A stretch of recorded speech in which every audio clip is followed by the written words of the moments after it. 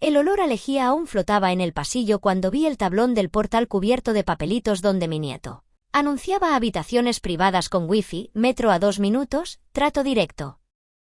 Reconocí mi propio salón en la foto, mi mantel bordado, la lámpara que compramos su abuelo y yo en Lavapiés en los años 80. El timbre sonó 3 veces seguidas, como en casa ajena, y entraron 2 chicos con mochilas sin mirarme a la cara, llevando cada uno una copia de la llave que no me tembló reconocer era de mi piso. La portera me sujetó del codo porque di un pequeño traspié. Marcos, mi nieto, 23 años, me pasó por delante, sin hola ni nada, y soltó: «Abuela, no hagas drama. Esto es temporal». «¿Temporal?», repitió el chico de la gorra mientras dejaba una bolsa en mi pasillo como quien aparca un patinete en una acera. En ese preciso instante me sentí intrusa en mi propio hogar. Yo no soy mujer de gritos.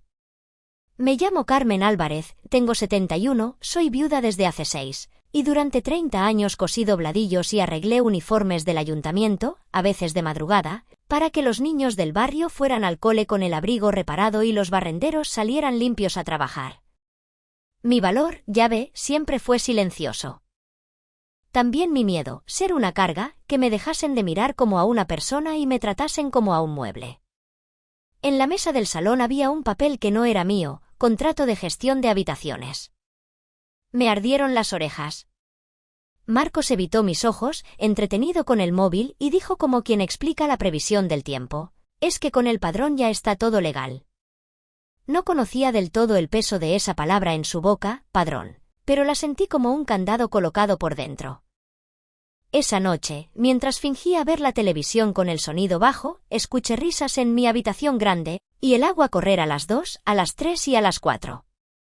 A las 6, todavía con el pijama puesto, bajé al portal con una bolsa de basura y la portera, Mariluz, me susurró sin levantar la vista del cubo: «Han venido 3 más, y una chica con un papel del ayuntamiento».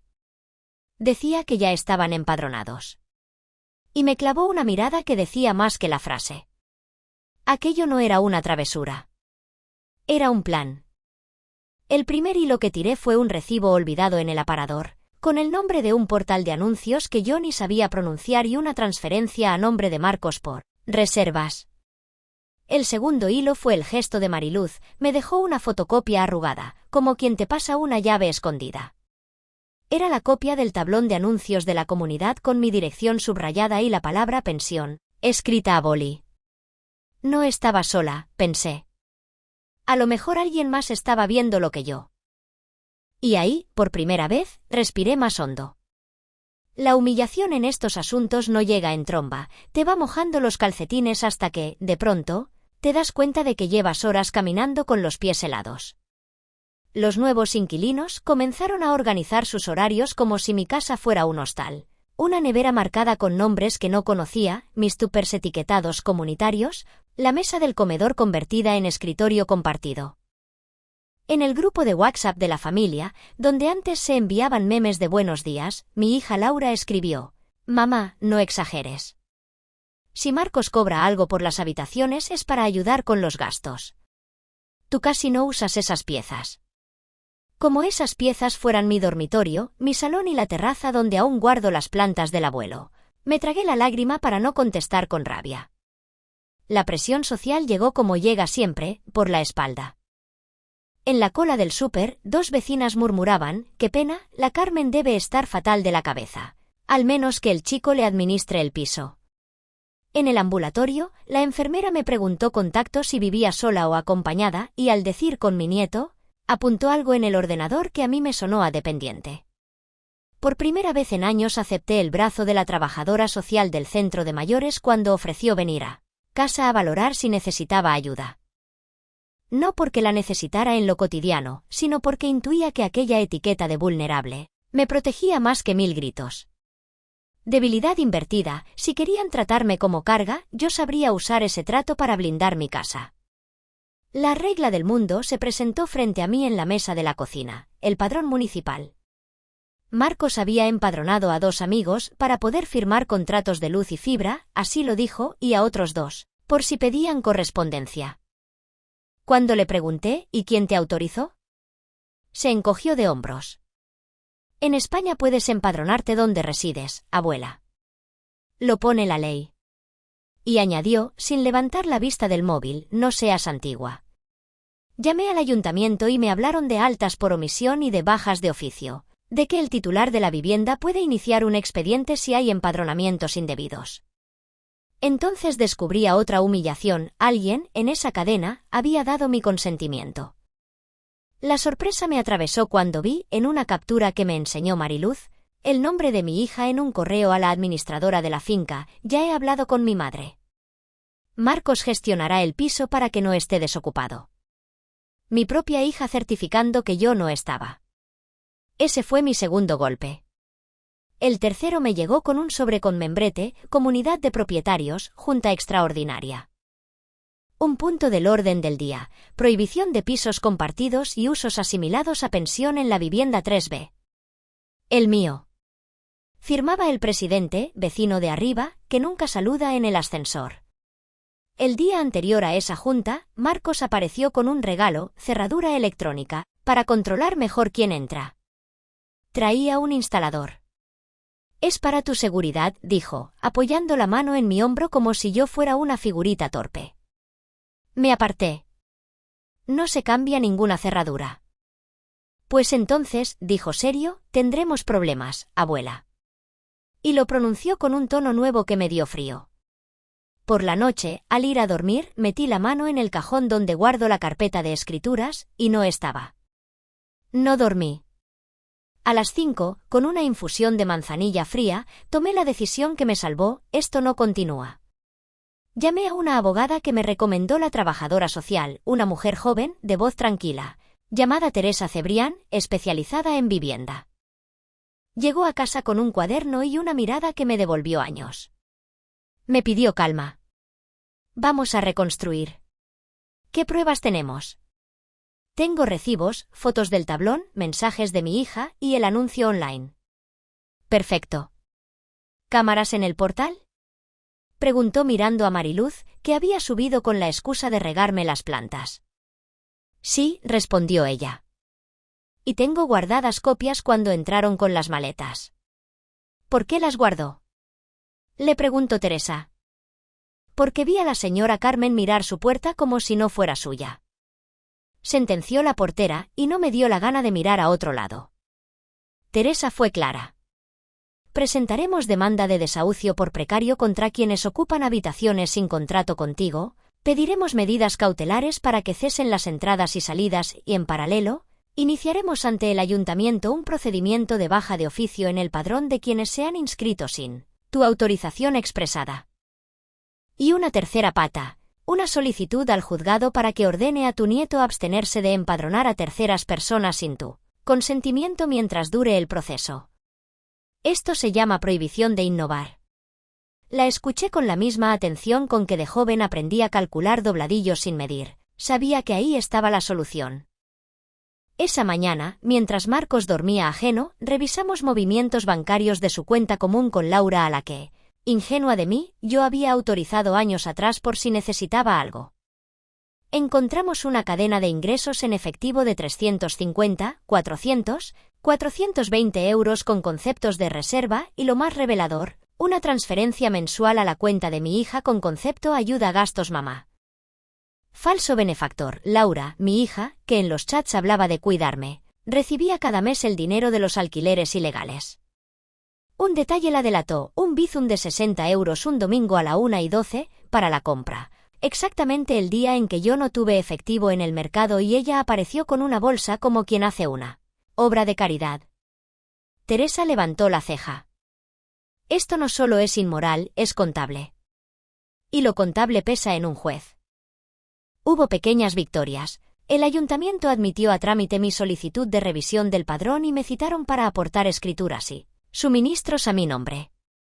La trabajadora social me extendió un informe de situación de vulnerabilidad, por edad y riesgo de pérdida de vivienda, que Teresa adjuntó a la demanda para reforzar las medidas urgentes. Y también golpes nuevos: al volver de firmar, me encontré la cerradura rayada. No entró nadie, pero era un aviso. No te asustes, dijo Mariluz. Hoy he oído a Marcos en el portal diciendo que la vieja no aguantaría mucho. Me ardió la cara, pero no lloré. Esa noche dejé mi teléfono grabando en la entrada, escondido en una maceta. 2 días después, faltaba un documento de la notaría, la copia simple de la escritura que Teresa iba a llevar al juzgado. Juraría haberla guardado en la carpeta nueva. Me tembló un dedo, lo reconozco. Bajé al patio para respirar y me crucé con Amaya, la administradora de la finca, una mujer siempre correcta que suele hablar lo justo. Bajó la voz: señora Álvarez, el otro día Laura me pidió copia del acta con su consentimiento para gestionar el piso. Me olió raro porque usted no suele delegar nada. No se la di. ¿Acta de qué? De una reunión que nunca existió, dijo Amaya, seca. Esa gente está fabricando papeles. Le sostuve la mirada. ¿Y si usted declara? Si me citan, voy. Y entonces sacó del bolso un pendrive: esto es la grabación de la última junta. Su hija dijo en voz alta que usted ya no estaba para estas cosas. La sala del juzgado de primera instancia número 42 de Madrid olía a madera vieja y a papeles que han visto demasiadas penas. Me senté en el banco con las manos unidas como quien cose un dobladillo con hilo invisible. Marcos, con camisa blanca, evitaba mirarme. Laura, impecable, llevaba una carpeta nueva y una cara de hija ejemplar. El juez entró con la serenidad de quien ha visto todas las versiones del mismo drama. Teresa, mi abogada, fue un dique.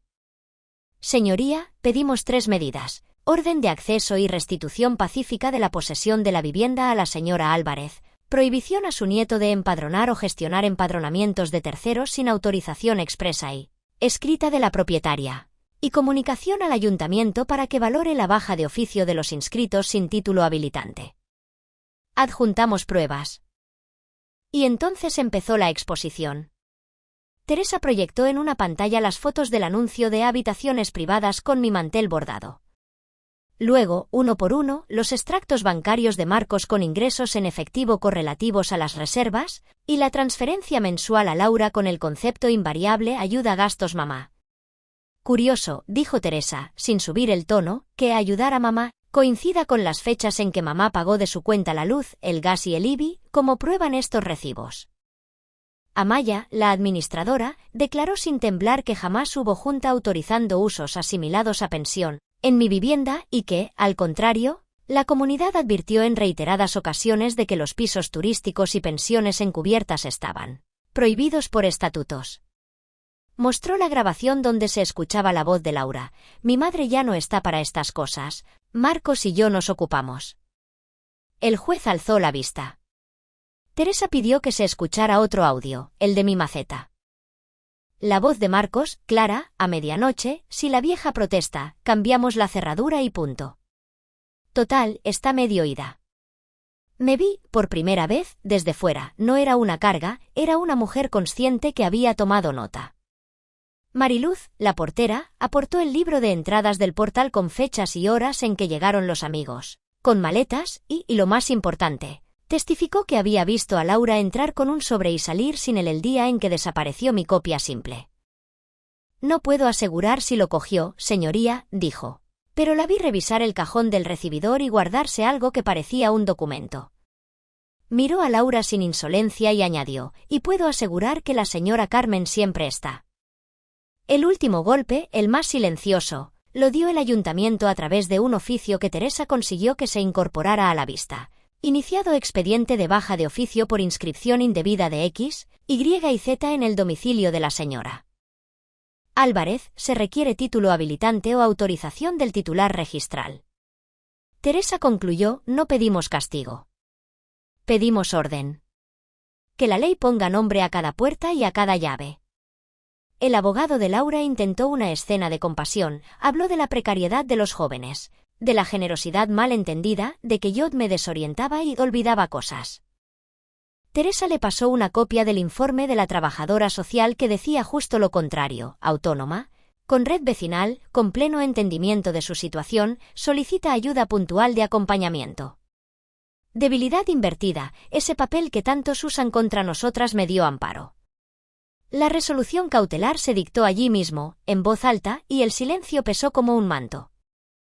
¿Se acuerda restituir a la señora Álvarez en la posesión exclusiva de la vivienda? Empezó el juez. Se prohíbe al señor Marcos L.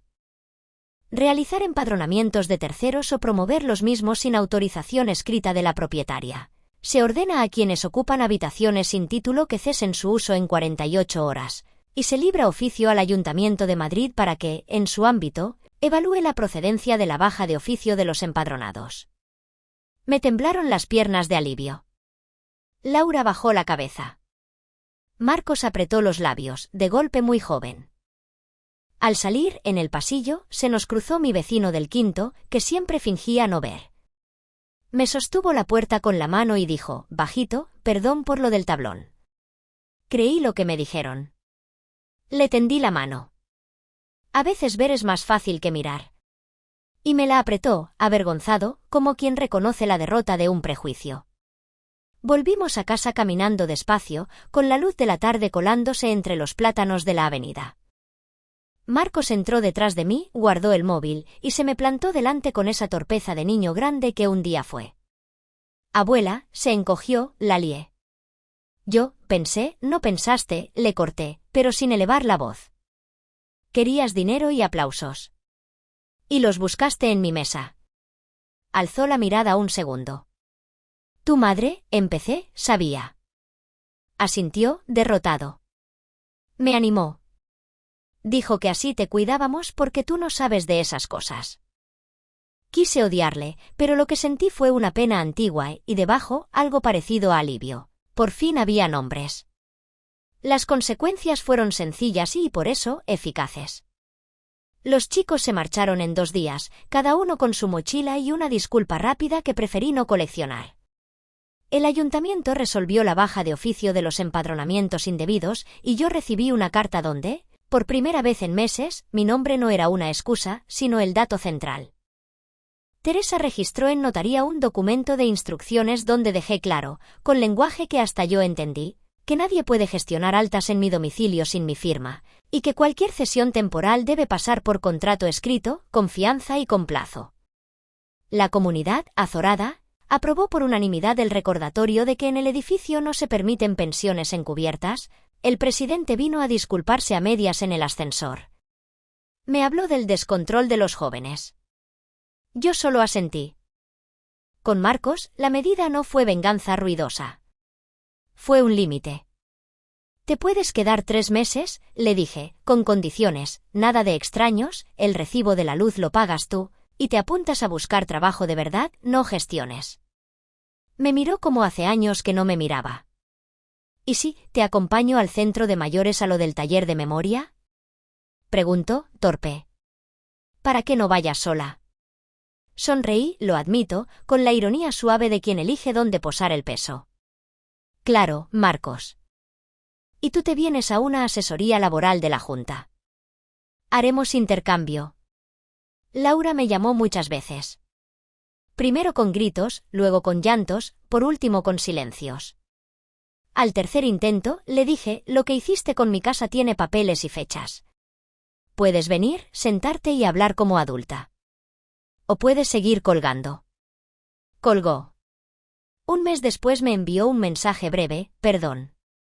Aún no sé si escucharlo, a veces la justicia es también racionar la escucha.